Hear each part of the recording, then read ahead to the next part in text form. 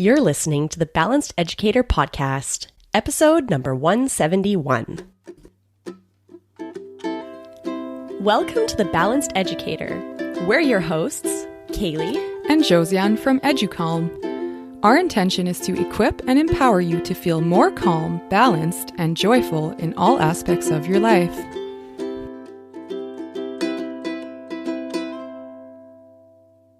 Are you a new teacher feeling overwhelmed by all there is to figure out in the classroom?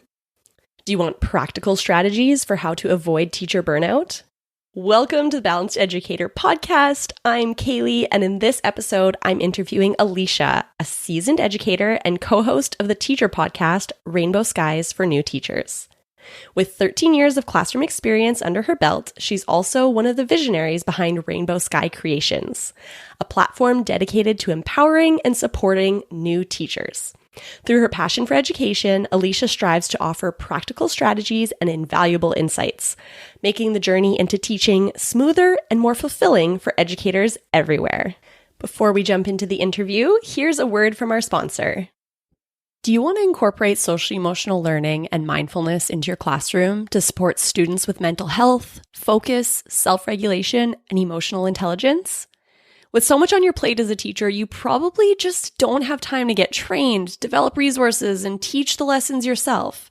Plus, you need time for self-care too. That's why we developed EduCalm, to support teachers like you. EduCalm is a fully bilingual English and French co-regulation program created by teachers.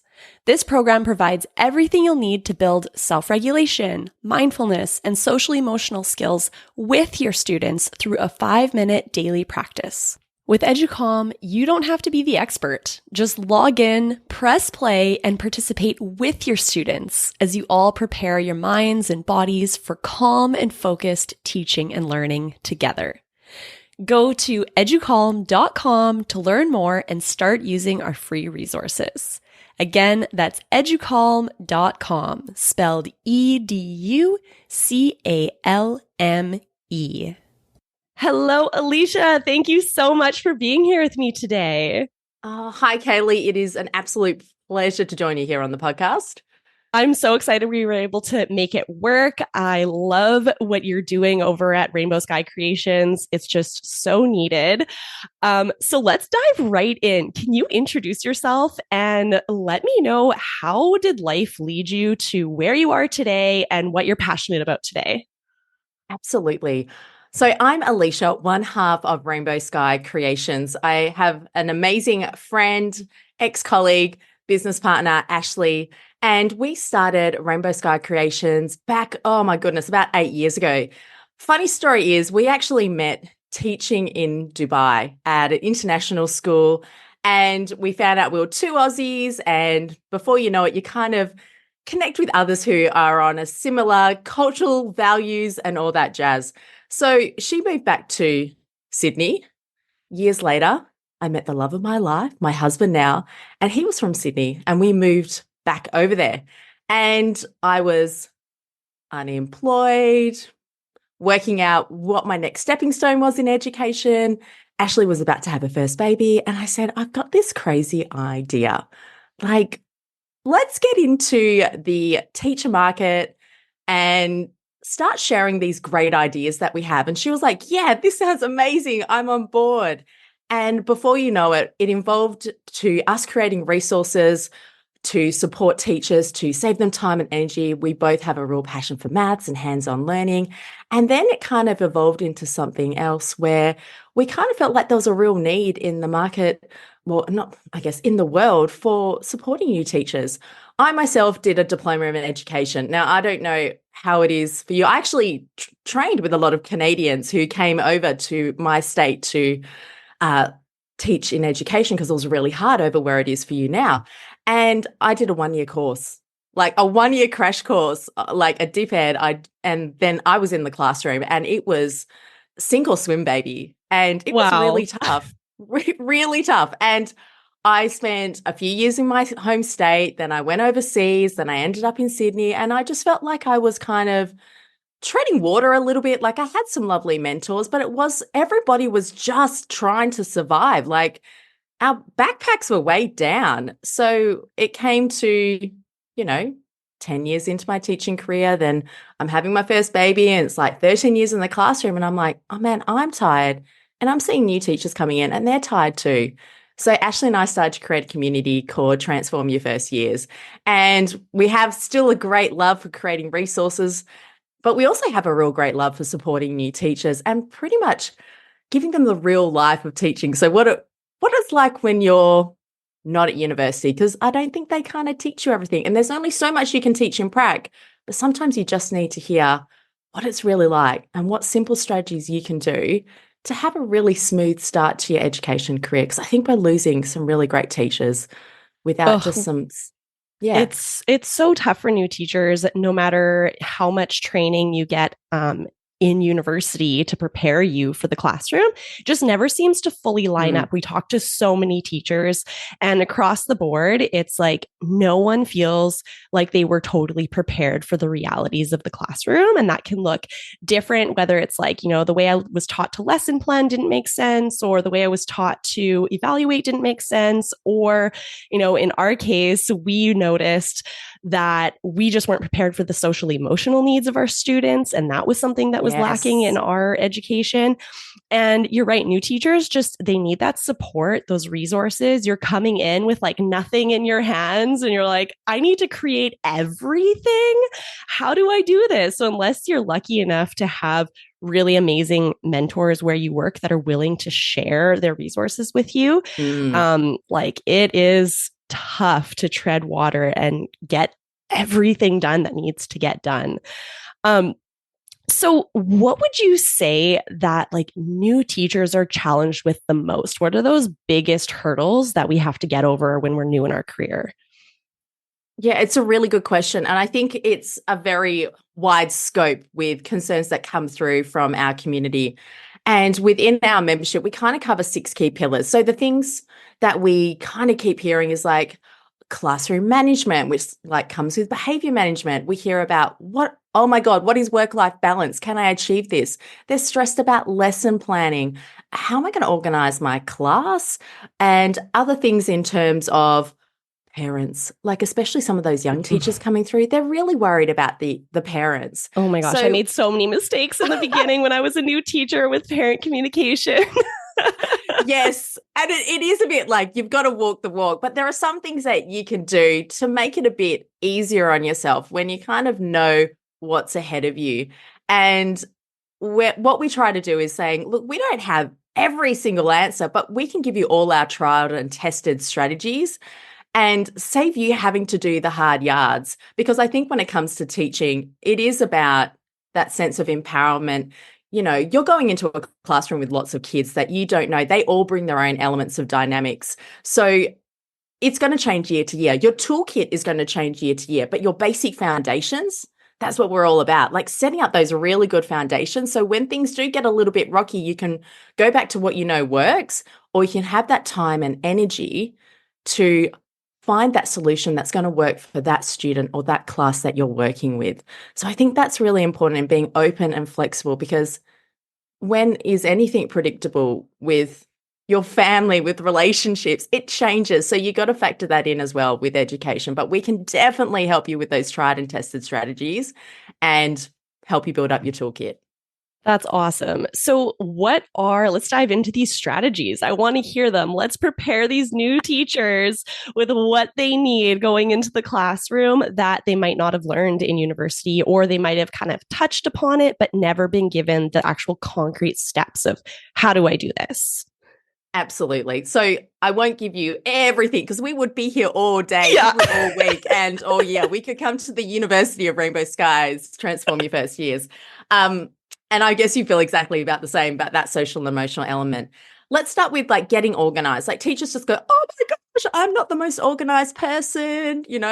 That's okay. Neither was I, still not. But there are some things that you can do. First thing is you just want to have really good tools. Like you want to have a great teacher planner. If you like we'll touch on assessment, but if you want to have somewhere where you're recording data, we live in a digital world. So how are you going to organize those digital files? Like, are you going to set it up? I recommend it. Your school probably already does. You set it up on the cloud so you can access it from anywhere. Not saying we want you working at home till midnight, but it kind of just takes the pressure off of not forgetting, like worrying about where you saved it. Like it's somewhere safe if anything, God forbid, happened to your laptop. So bookmarks. I think sometimes we don't utilize the power of bookmarking. So when you've got those websites that you're always going to, or you've got your school portal, set up a good morning bookmark tab is probably one of the easiest things you could do. So if you know you're always going to that website for the maths games or for that week, you're always having your link to your email or to your Google files or wherever things are stored, have a little good morning bookmark stored up the top and it's right there ready to go. So instead of searching for everything, you just click, click, click. And I think sometimes I was guilty of always leaving my laptop on and having all those tabs up. And then I'd be like, oh my God, my computer shut down overnight because gosh, I got tired because it's been running for about a year without being turned off. So save yourself the stress of having to hunt for it again and set up all those tabs, bookmark it. And another really easy one is we used to set up a weekly checklist. So it was just a piece of paper and they're the same things you're doing every single week, whether it's making sure your kids have got, their spelling words or their homework, or you're always changing their readers, or you're switching out the maths games, or you're sending a note out to parents or an email out to parents. Just having a weekly checklist that's a bit of paper, we would just pop it into like a plastic sleeve and we could use it like a laminated sheet. And that would just be my brain on a bit of paper, saving me have to remember it every single week. So there are just a few simple ones you can do for getting organized. Yeah. So what I'm hearing you talk about is like anything that you have to do repetitively, have a system for it. Have it so that you don't need to think about it. It's ready to go for you. And that's one, I guess, tab that you can close in your brain because you don't have to remember. It's like you have a simple system that allows you to follow the same steps over and over. That can remove so much weight off of our brain by just having those couple really simple things like organized for us and doing it repetitively over and over. And it just becomes part of your routine. We talk so much about creating routines in the classroom with our students so that they don't have to think about it. But the same is true for us as teachers. Like anything that you're repeating, you can make it into a system that doesn't need to be thought of. And yeah, it might take you like 5 minutes to figure out what that checklist is. But once you do, it just makes your day run so much smoother. Yeah. Like if you're hitting the point that you've done this for the third time in the term or the third time in a month, just go, I'm going to write down what I'm doing. And then I've got that there ready to go. Yeah, totally. Love checklists. Yeah. Should probably incorporate more into my family life, but we'll get there eventually. I actually just did that today. I made some like routine cards for my 2-year-old son for like what the routine is for the day, like I used to do in the classroom, so that, because he's at the age now where he's talking a lot more and he like wants to know what's coming next, but then can't remember what's coming next. So I'm like, we need visuals. Like Absolutely. But everyone feels better when they've got a sense of knowing what's coming next. Like it will, calm you. It will set those boundaries and trust us, your kids in your classroom, your kids even at home are going to appreciate it. Totally. I think the next one is classroom setup. I think people go, oh my God, I've never been in a classroom before as the teacher. Like I've been during my prac, I've been as a student in a classroom, but how do I actually organize a classroom?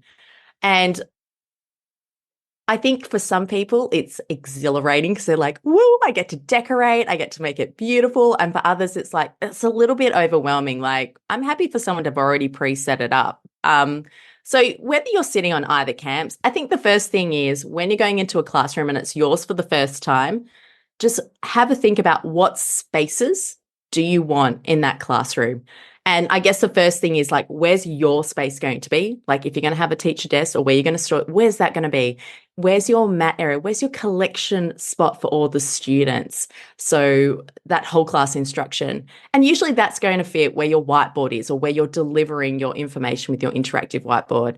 And then the other things are like, how do you want the desk set up? Like how you position those desks sets a tone for the kids, grouping them all together for collaboration or setting them up in lines or like single desks for like, focus, independent. And there's times for it. I used to always like to start off with like a big shoe horse with like kind of like the E and like kind of like we're a team, we're all working together. So that in itself is like, important. And the other thing would be you've got materials, you've got tools. So how are you going to set them up accessible for the classroom? And I guess a really big one is where's your reading? Like, where are you storing your reading books? Because, the class library, I feel, is kind of a little bit like the heart. I guess where everyone meets together is a bit of the heart, but the class library, just something about it. And then from there, I'd probably branch off and have like where the kids could access the communal materials or the games or whatever it might be that is really enhances your learners in the classroom. So just break it down. And that's what we always do in our, classroom setup guide is we just have it down of like, these are the spaces you're going to want to consider. These are add-ons you could have, but just focus on these like 5 core. And if you get that down pat, then you can start to unpack how you want students to be able to access materials. Because I think that's so important. Get down on the student level because they're going to be the ones in that space just as much as you are. Totally. I like to always, because I've set up many different classrooms in my career, and different age groups, and I always liked to kind of like physically walk through the classroom, imagining that I was a student. Like, what does it feel like when I first walk in? Where do I naturally want to walk to when I first walk in? Like, how is the classroom guiding me to get to my seat? What am I going to walk by before I actually get to my seat? And kind of doing that can make you think and potentially see some problems that could arise from the beginning. There was one classroom that I had with a group of grade 5ers that had, there was a lot of behavior challenges in that classroom. And I was coming in kind of midway through the year, and just walking into the classroom immediately was like, I see some trigger points already just by the way that the room was physically lined up. Like there was a library area where the books were very disorganized and also like created like a block. So there was an area where kids could go that I wouldn't be able to see them. It's like little things like that where you're like, oh, I always want to be able to have eyes on my students. I need to adjust that. Or for myself, I'm really triggered by like disorganized visual clutter really stresses me out. Yes. So, like it does with every woman out there. It's a scientific fact. I'm not making this up. So anywhere that I saw like visual clutter, I was like, that's going to stress me out. And it's just a zone that my brain opens a tab saying, I need to clean this. I need to clean this. So it feels like it's putting more work on me. So like, can I get rid of that clutter? Can I organize it in a different way so that it feels less cluttered? Can it go behind a door or a curtain when it's not being used? Things like that. And then also, I think visual clutter really affects students as well. So 100%. Something to consider. Yeah, absolutely. Like you've got some kids who'll be looking at doing like, they'll just be staring at that. And then you've got other kids who don't care. But I think at the end point, if it's stressing you out, it's going to be stressing out, I'd say at least 20% of your class. And making sure you've got smooth pathways. Like I always found I'd be walking around the desk and I'd be like, I'm struggling to get through here and I'm not that big. So like, how's your flow through the classroom? They're really good points you've raised there, Kaylee. Yeah. My next one is the dun, dun, dun. You would feel strongly about this one with lots of amazing ideas. Classroom management. Like this is huge. Like, and I think there's so much scientific research to back up that there are probably things that have been done in the past that could be done better. Like it's all about inclusivity as well and being receptive to how everybody's brains work a little bit differently. So I think what I'm going to share for you today is just like a needle in a haystack. Like you kind of like, you're just scraping the surface. But I think if you go in, like I said before, each year it's going to be different. So what might work one year may not work as well the next year, just based on the cohort of students that you have. So just being open to expanding on your toolkit and being receptive to listening to the teachers previously. If you've got a class coming through and you've had teachers who have taught them, or some students who are finding things a little bit challenging when it comes to change, use those around you. And I think any of these advice that we give you, say, use the people around you, use your colleagues around you. So ultimately, your main aim for classroom management is connection. You want to be building connection with your students. Nobody's going to be learning if they don't feel seen, heard, valued. It's just think how you would shout it from the rooftops. Yes.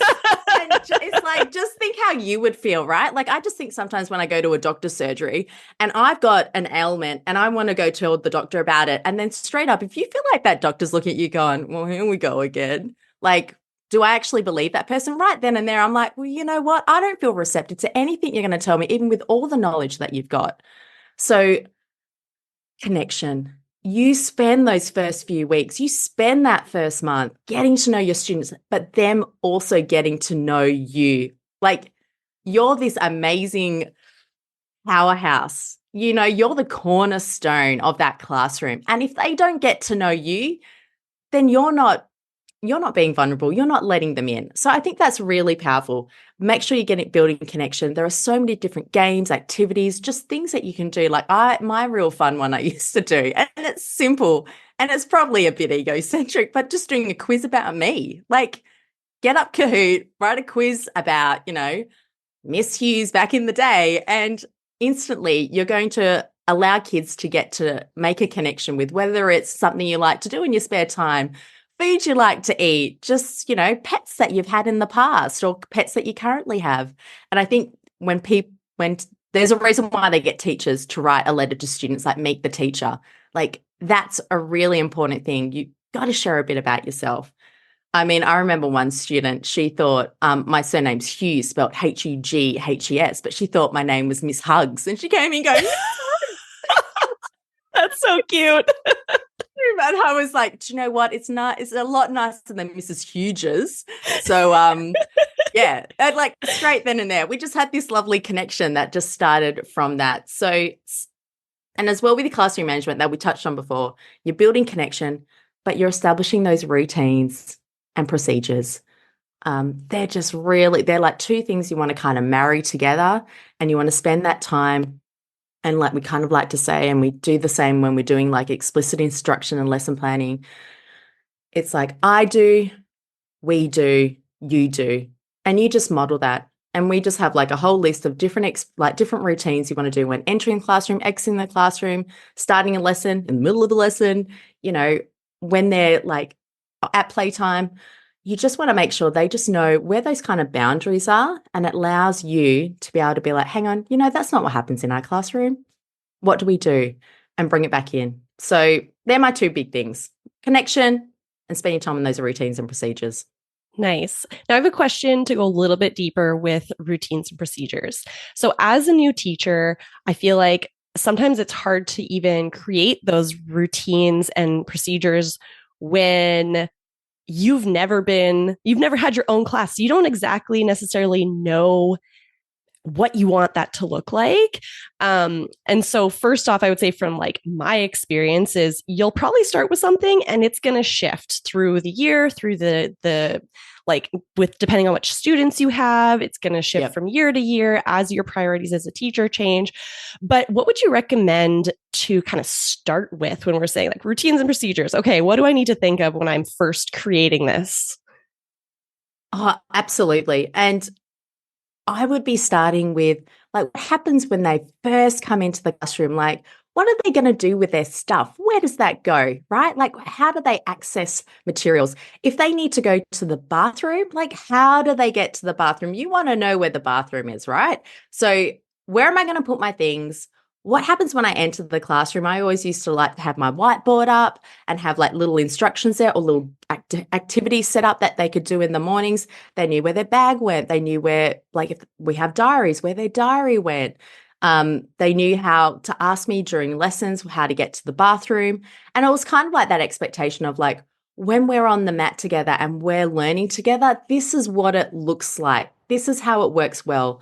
And we always start the first day with talking about classroom expectations. Like, what do we want this class to be about? So I'd be kind of basing my things off that. So like we're talking like kindness. So like, what does kindness look like? How do we, what doesn't it look like?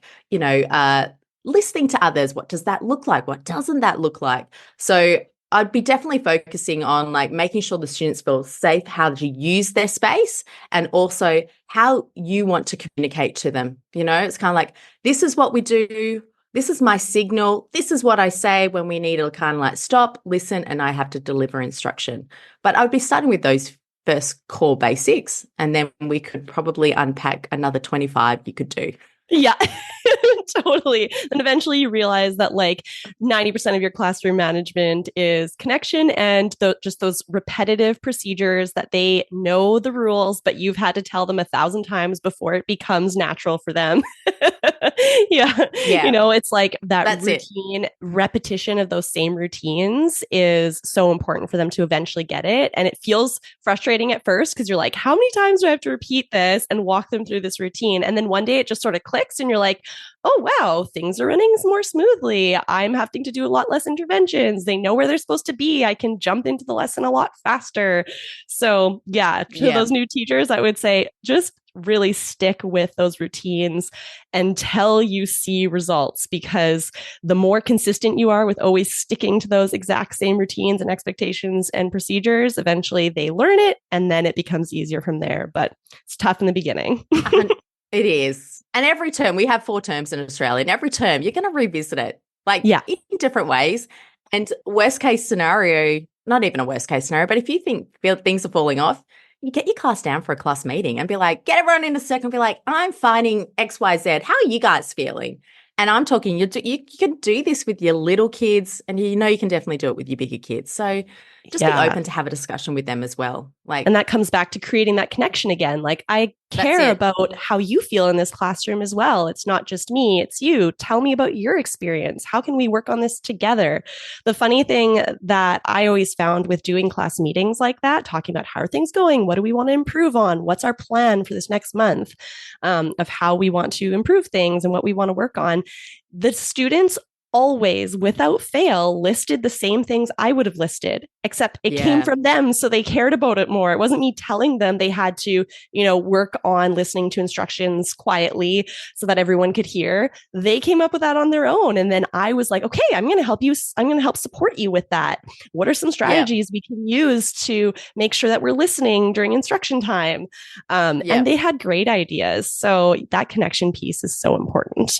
It does. Gives them more agency. Be like, oh my gosh, I'm so onto this. You're like, you are, kids. You are. Yeah, absolutely. And they feel proud of themselves when they then meet those goals, because it's not something necessarily that you're pushing on them. It's something that they care about and want to reach those goals. So that's awesome. Absolutely. They're not that scary, those class of kids. Yeah. I'm going to meld the other two. I'm going to meld 2 together, lesson planning and assessment. Like, these are really big things that stress out teachers. They're like, oh my gosh, I've got to now teach these kids. Use the programs that have been written before you. Like, most schools will have them somewhere on the portal, and you can jump on and be like, oh, this is what year 2s were doing for maths in term 1. Use what's available to you. If you're going to save time and energy by investing in a subscription or investing in a resource that is going to enhance your learning, and I always think, can I use this again, or can I use it differently, and can I use it, through most of the year? It's worth an investment. So sometimes you have to invest a little bit to save your peace of mind and deliver content your kids are going to love. But be flexible. And if there's one piece of advice when it comes to lesson planning, get an A4 sheet of paper, columns for each subject, rows for each week of that term, or for us it's terms. They're usually like no more than 10 weeks up to 11. And then I would just write a really rough idea that in writing, I'm going to be covering these breakup parts to writing a narrative. In spelling, we're going to cover these phonic sounds and link that up with our phonemic awareness for this. For maths, we're going to cover this, and you'll find it might be 5 concepts. And in history or digital technology, we're going to cover this. And it kind of gives you an overview, and you look at it and we call it a pacing guide, and you go, oh, okay. And if you pin that up and you go, okay, that's what I'm working towards. If I don't meet that pace, it's okay. I just know where I'm heading. And then you kind of reassess that at the end of the term and see where you like hit the marks, and you go from there. So if anything, set up a pacing guide. It's just going to help you. And you can ask us if you want more information about how to do that. But it's really quite a simple way to just stay on top of all those subjects that you have to teach. And lastly, when it comes to assessment, just get into good habits of recording your data. Like, don't be me in my first few years where I'm like, my brain is so amazing. It holds so much information. It's like, it does, but get your digital spreadsheet out, get your paper spreadsheet and convert it to digital. Like, just start recording. Like I always found maths was a really one to start recording. I have symbols that I would use for if students were working at level, beyond level, or below level. So I wouldn't have to be writing numerical values. I just had a system that went, yeah, they're on point, or just a system to put like a highlighted a color to go, I need to check in with that student because they're finding that concept really tricky. So use your assessment book in a way that's going to be a good form of communication for you. And I use symbols because I felt like the kids couldn't really look over my shoulder and know what that meant. They went, whoa, what is she writing? Why is she teaching me? She doesn't even know what she's doing in that book, but I knew what it meant. So right. we have like a little symbol system that we teach our members in our group that worked for us, that could work for you. So lesson planning and assessment, they're big areas, but utilize those that are around you. And if you start with those like core areas, I think you'll be off to a better start and feeling more in control of the situation. That's awesome. So it sounds like we just touched the surface of all the amazing information you have to share with new teachers. How can they connect with you after this episode? Because I'm sure they're going to want to get your resources and learn more from you. Absolutely. So our website is rainbowskycreations.com. That's our little hub where we've got hundreds of blog posts. The amazing Ashley is on the socials. You'll see her face more. I appear every now and then. So we're there on Instagram, on TikTok.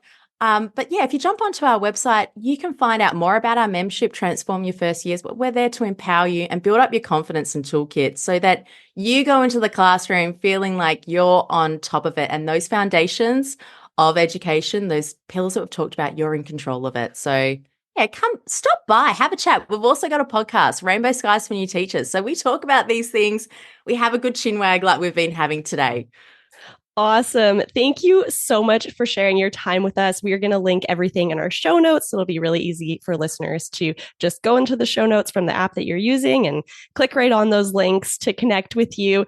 Thank you, Alisha, so much for being here with us today and sharing all the goodness you know for new teachers. It's been an absolute pleasure. Thank you so much, Kaylee. I hope you enjoyed listening to that interview as much as I loved doing the interview. If you enjoyed this episode, please share it with someone that you think would get value from it too. Now, before you put your phone away, can you do us a favor? Jump into your podcast app and write a review for the show. Writing reviews really helps other teachers to find our podcast too. And it's also one of the only ways that we kind of hear your feedback on the show. So with podcasts, it's not like social media where people comment or like your posts. With podcasts, we're kind of talking into the void sometimes. So it's so nice to hear back from you through reviews. So thank you so much for being here, sharing your time with us. We appreciate you and all the work you're doing in the world. Have a wonderful day.